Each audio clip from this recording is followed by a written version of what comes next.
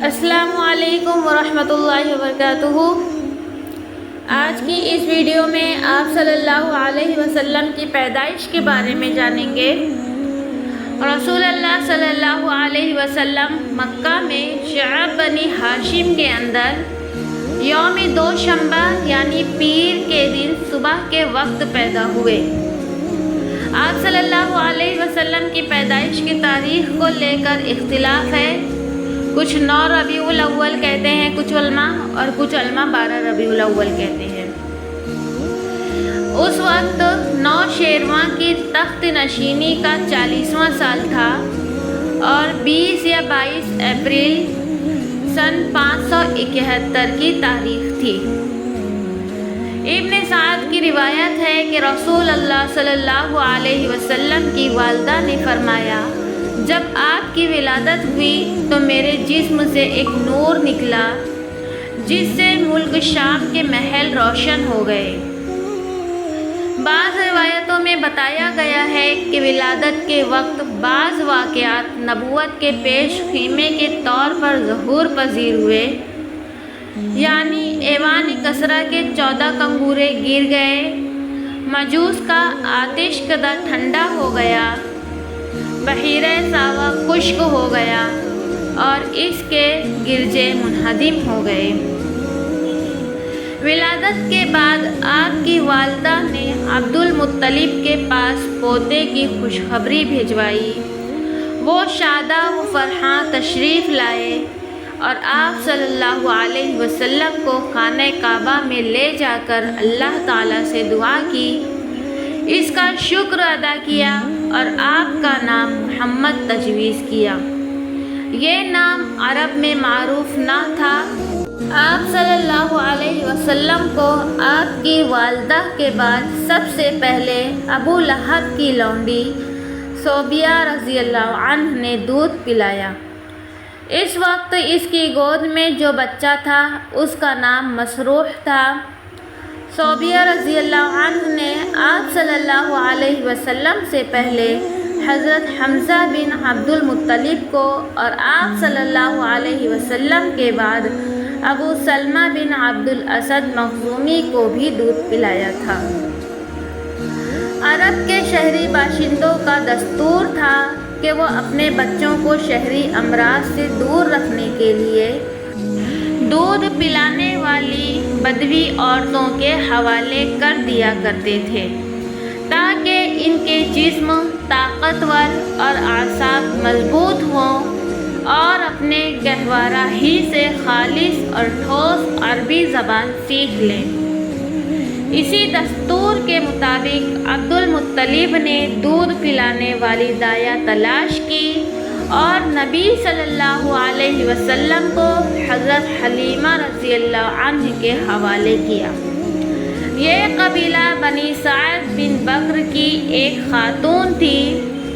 ان کے شوہر کا نام حارث بن عبد العزیٰ اور کنیت ابو کبشہ تھی، اور وہ بھی قبیلہ بنی سعد ہی سے تعلق رکھتے تھے۔ رضاعت کے دوران حضرت حلیمہ رضی اللہ عنہ نے نبی صلی اللہ علیہ وسلم کی برکت کے ایسے ایسے مناظر دیکھے کہ سراپا حیرت رہ گئی۔ تفصیلات انہی کی زبانی سنیے۔ ابن اسحاق رضی اللہ عنہ کہتے ہیں کہ حضرت حلیمہ رضی اللہ عنہ بیان کرتی تھی کہ وہ اپنے شوہر کے ساتھ اپنا ایک چھوٹا سا دودھ پیتا بچہ لے کر بنی سعد کی کچھ عورتوں کے قافلے میں اپنے شوہر سے باہر دودھ پینے والے بچوں کی تلاش میں نکلی۔ یہ قحط سالی کے دن تھے اور قحط نے کچھ باقی نہ چھوڑا تھا۔ میں اپنی ایک سفید گدھی پر سوار تھی اور ہمارے پاس ایک اونٹنی بھی تھی، لیکن بخدا اس سے ایک قطرہ دودھ نہ نکلتا تھا۔ ادھر بھوک سے بچہ اس قدر بلکتا تھا کہ ہم رات بھر سو نہیں سکتے تھے۔ نہ میرے سینے میں بچے کے لیے کچھ تھا، نہ اونٹنی اس کی خوراک دے سکتی تھی۔ بس ہم بارش اور خوشحالی کی آس لگائے بیٹھے تھے۔ میں اپنی گدھی پر سوار ہو کر چلی تو وہ کمزوری اور دبلے پن کے سبب اتنی سست رفتار نکلی کہ پورا قافلہ تنگ آ گیا۔ خیر، ہم کسی نہ کسی طرح دودھ پینے والے بچوں کی تلاش میں مکہ پہنچ گئے۔ پھر ہم میں سے کوئی عورت ایسی نہیں تھی جس پر رسول اللہ صلی اللہ علیہ وسلم کو پیش نہ کیا گیا ہو، مگر جب اسے بتایا جاتا کہ آپ صلی اللہ علیہ وسلم یتیم ہیں تو وہ آپ کو لینے سے انکار کر دیتی، کیونکہ ہم بچے کے والد سے داد و دہش کی امید رکھتے تھے۔ ہم کہتے کہ یہ تو یتیم ہے، بھلا اس کی بیوہ ماں اور اس کے دادا کیا دے سکتے ہیں۔ بس یہی وجہ تھی کہ ہم آپ کو لینا نہیں چاہتے تھے۔ ادھر جتنی عورتیں میرے ہمراہ آئی تھیں سب کو کوئی نہ کوئی بچہ مل گیا، صرف مجھ ہی کو نہ مل سکا۔ جب واپسی کی باری آئی تو میں نے اپنے شوہر سے کہا، خدا کی قسم مجھے اچھا نہیں لگتا کہ میری ساری سہیلیاں تو بچے لے لے کر جا رہی ہیں اور تنہا میں کوئی بچہ لیے بغیر واپس جاؤں۔ میں جا کر اسی یتیم بچے کو لے لیتی ہوں۔ شوہر نے کہا، کوئی حرج نہیں، ممکن ہے اللہ اسی میں ہمارے لیے برکت دے۔ اس کے بعد میں نے جا کر بچہ لے لیا اور محض اس بنا پر لے لیا کہ کوئی اور بچہ نہ مل سکا تھا۔ حضرت حلیمہ رضی اللہ عنہ کہتی ہیں کہ جب میں بچے کو لے کر اپنے ڈیرے پر واپس آئی اور اسے اپنی آغوش میں رکھا تو اس نے جس قدر چاہا دونوں سینے دودھ کے ساتھ اس پر امنڈ پڑے اور اس نے شکم سیر ہو کر پیا۔ اس کے ساتھ اس کے بھائی نے بھی شکم سیر ہو کر پیا۔ پھر دونوں سو گئے، حالانکہ اس سے پہلے ہم اپنے بچے کے ساتھ سو نہیں سکتے تھے۔ ادھر میرے شوہر اونٹنی دوہنے گئے تو دیکھا کہ اس کا تھن دودھ سے لبریز ہے۔ انہوں نے اتنا دودھ دوہا کہ ہم دونوں نے نہایت آسودہ ہو کر پیا اور بڑے آرام سے رات گزاری۔ ان کا بیان ہے کہ صبح ہوئی تو میرے شوہر نے کہا، حلیمہ، خدا کی قسم تم نے ایک بابرکت روح حاصل کی ہے۔ میں نے کہا، مجھے بھی یہی توقع ہے۔ حلیمہ رضی اللہ عنہ کہتی ہیں کہ اس کے بعد ہمارا قافلہ روانہ ہوا۔ میں اپنی اسی خستہ حال گدھی پر سوار ہوئی اور اس بچے کو بھی اپنے ساتھ لیا، لیکن اب وہی گدھی خدا کی قسم پورے قافلے کو کاٹ کر اس طرح آگے نکل گئی کہ کوئی گدھا اس کا ساتھ نہ پکڑ سکا۔ یہاں تک میری سہیلیاں مجھ سے کہنے لگی، او ابو زید کی بیٹی، ارے یہ کیا ہے، ذرا ہم پر مہربانی کر، آخر یہ تیری وہی گدھی تو ہے جس پر تو سوار ہو کر آئی تھی۔ میں کہتی، ہاں ہاں بخدا یہ وہی ہے۔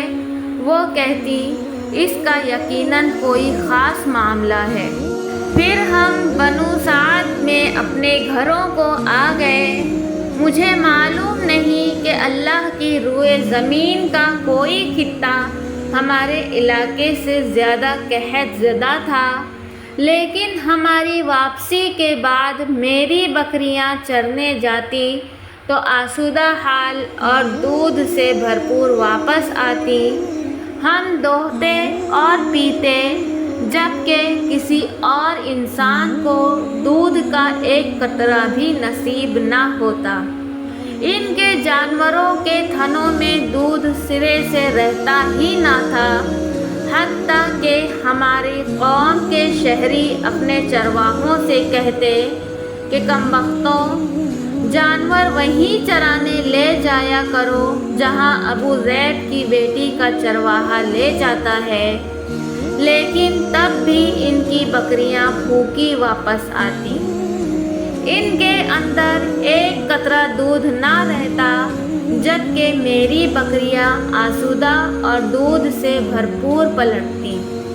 اس طرح ہم اللہ کی طرف سے مسلسل اضافے اور خیر کا مشاہدہ کرتے رہے، یہاں تک کہ اس بچے کے 2 سال پورے ہو گئے اور میں نے دودھ چھڑا دیا۔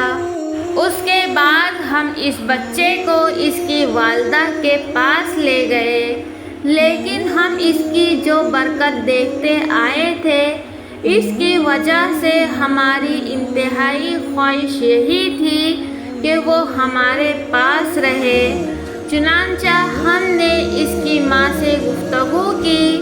میں نے کہا، کیوں نہ آپ اپنے بچے کو میرے پاس ہی رہنے دیں کہ ذرا مضبوط ہو جائے، کیونکہ مجھے اس کے متعلق مکہ کی وبا کا خطرہ ہے۔ غرض ہمارے مسلسل اصرار پر انہوں نے بچہ ہمیں واپس دے دیا۔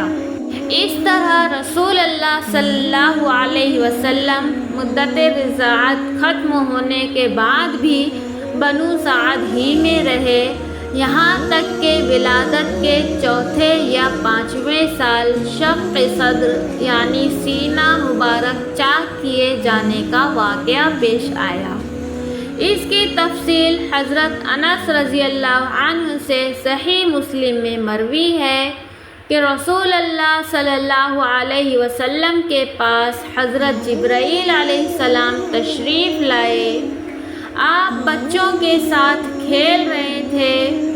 حضرت جبرائیل علیہ السلام نے آپ کو پکڑ کر لٹایا اور سینہ چاک کر کے دل نکالا، پھر دل سے ایک لوتھڑا نکال کر فرمایا، یہ تم سے شیطان کا حصہ ہے۔